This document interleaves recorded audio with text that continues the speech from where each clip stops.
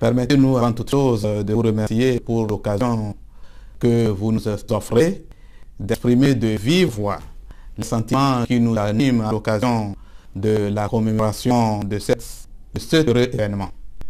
Je voudrais donc, à l'occasion de la commémoration de ce grand honneur fait à Son Altesse l'émir de Koweït, d'être choisi comme commandeur de l'humanité, donc commandant de l'action humanitaire renouvelée, au nom du chef de l'État de la République togolaise, au nom du peuple togolais, au nom du gouvernement et à mon nom personnel, toutes nos chaleureuses félicitations à Son Altesse l'émir et à tout le peuple koweïtien pour cette heureuse occasion.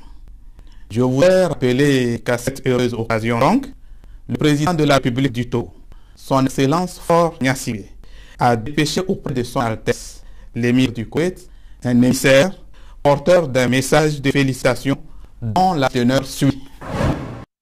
Au moment où les Nations Unies viennent de vous décerner le grand titre de commandeur de l'action humanitaire, il m'est particulièrement agréable de vous adresser au nom du peuple togolais et du gouvernement togolais, ainsi qu'à mon nom personnel, mes très chaleureuses et vives félicitations. Ce grand honneur qui vous échoit n'est que le couronnement de votre inflexible engagement aux côtés des populations les plus défavorisées et surtout celles qui vivent en situation de crise majeure. Je tiens également à vous redire à quel point je salue l'action remarquable que vous apportez dans le cadre des efforts de développement dans le monde et particulièrement en Afrique.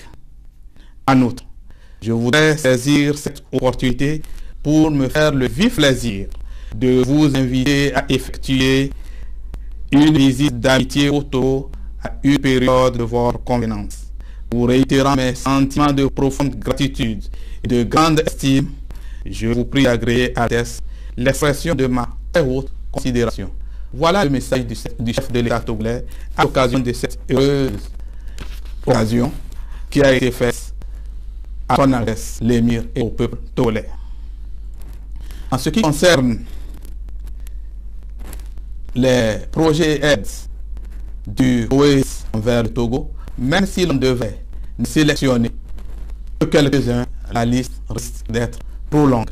Je voudrais tout simplement dire que les relations entre le Koweït et le Togo ne datent pas d'hier. Elles datent des années 1970. Et le Koweït a joué et continue de jouer un grand rôle dans la mise en place et dans la construction d'infrastructures au Togo. Je voudrais souligner aussi particulièrement le rôle de l'institution humanitaire Direct Aid qui est connue en Afrique sous le nom de l'Agence des musulmans d'Afrique. Je peux dire tout simplement que cette institution fait abat un travail formidable.